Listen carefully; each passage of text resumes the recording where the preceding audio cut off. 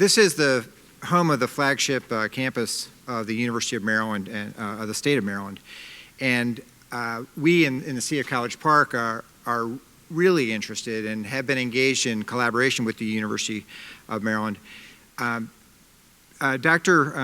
person I'm introducing, Dr. Bonnie Thornton Dill, she's the Dean of the College of Arts and Humanities, and she Professor of Women's Studies, a pioneering scholar researching the intersections of race, class, and gender in the United States with an emphasis on African American women, work, and families.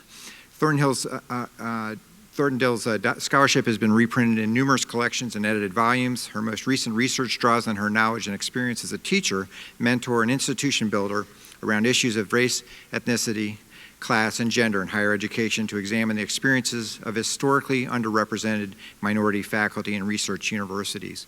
I'm especially happy to introduce Dr. Dean Dill because of the fact that we've begun a College Park Academy here, which is a cutting-edge blend of online curriculum, but also face-to-face curriculum. And we're now in our second and even going into our third year, and we're very proud of that accomplishment. But we now have got a bit more of an engagement from the University of Maryland, which was just this week. Dean Dill joined the board of the College Park Academy, and so I want to thank her personally for that, but also on behalf of the City of College Park. But I hope you all will give her a warm welcome to Dean Dr. Bonnie Thornton Dill.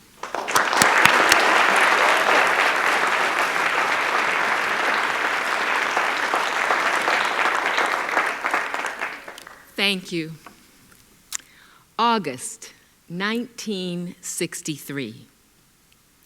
Expectations for the March on Washington ran from paternal apprehension to dread. On Meet the Press, television reporters grilled Roy Wilkins, president of the NAACP, and Martin Luther King about widespread fear that it would be impossible to bring more than 100,000 militant Negroes into Washington without incidents and possibly rioting. President Kennedy's advance man positioned himself to cut the power to the public address system if rally speeches proved incendiary. The Pentagon readied 19,000 troops in the suburbs. The city banned all sales of alcoholic beverages. Hospitals made room for riot casualties by postponing elective surgery. Major League Baseball canceled in advance 2 scheduled night games. Businesses and stores were closed, and the city lost more than 80% of the day's business revenue. More media were in Washington for the march than at the Kennedy inauguration 2 years earlier. This is how historian Taylor Branch describes the lead up to the March on Washington in his book, Pillar of Fire. Well, I was a wide-eyed 19-year-old and had just finished my sophomore year of college. I had gone to live in Boston that summer. And despite the dread and fear being spread about the March on Washington, I decided I wanted to go.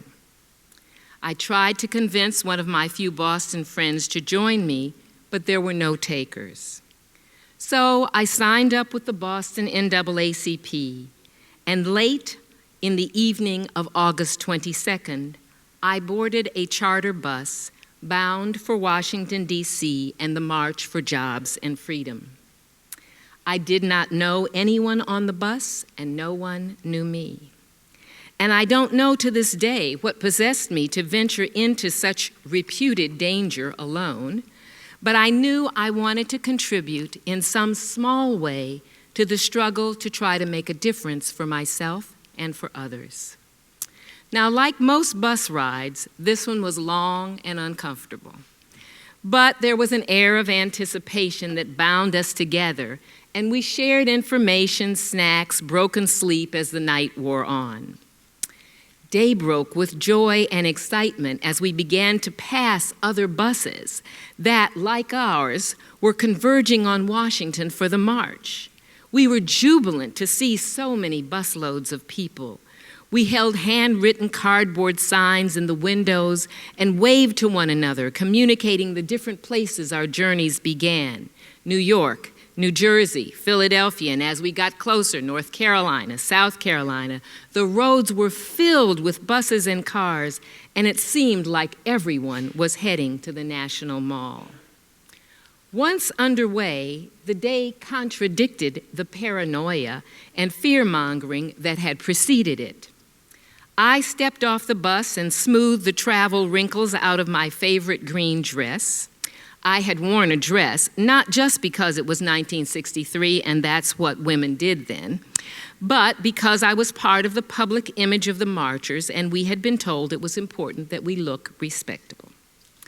Taking a deep breath of Washington's hot and steamy August air, I gathered all of my courage and calmness, along with a paper fan with a wooden handle, and with my fellow bus riders joined a sea of people moving deliberately and gradually toward the U.S. Capitol. I was fascinated by the many faces in the crowd and found my attention shifting from the speakers on the stage to the people of all ages, races, religions, and walks of life that had come to Washington that day. There was a sense of unity and togetherness that was unlike anything I'd ever felt before. And rather than feeling alone, I was aware that I was one small but important part of an ocean of people who were there to call on the United States to live up to its ideals. In fact, that was one of the most important aspects of Dr. King's message that day. Near the beginning of his remarks, he reminded everyone within earshot that the writers of the Declaration of Independence and the Constitution had signed a promissory note that guaranteed all people, black and white, the unalienable rights of life, liberty, and the pursuit of happiness. America, he said, had defaulted on this note with regard to her citizens of color. He went on to say, "We refuse to believe that the Bank of Justice is bankrupt. We refuse to believe that there are insufficient funds in the great vaults of opportunity of this nation. So we've come to cash this check, a check that will give us upon demand the riches of freedom and the security of justice." End of quote. One of the most inspirational aspects of that day was this renewal of hope and belief in the ideals of the nation and in the determination that working together, we could make them applicable to all. I have shared my stories with you today as an example of how important each individual is in the struggle for justice and equality. Your actions matter. Like the men and women around the country who are protesting the murders of Trayvon Martin, Jordan Davis, Michael Brown, and Eric Gardner, organizers of the Ferguson and Black Lives Matter demonstrations, your presence or willingness to speak up in these and similar situations draws attention to the issue and expands awareness and understanding.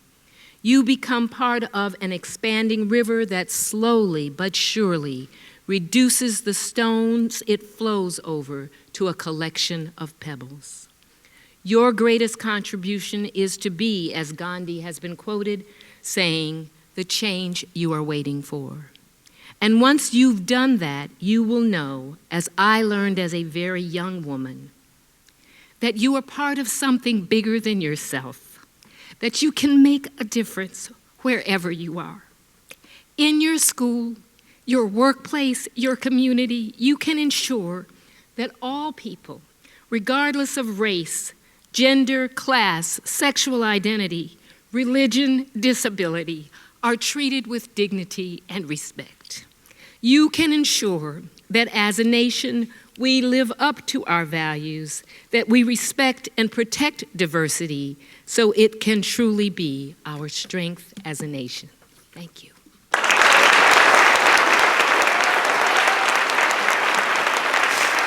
Thank you.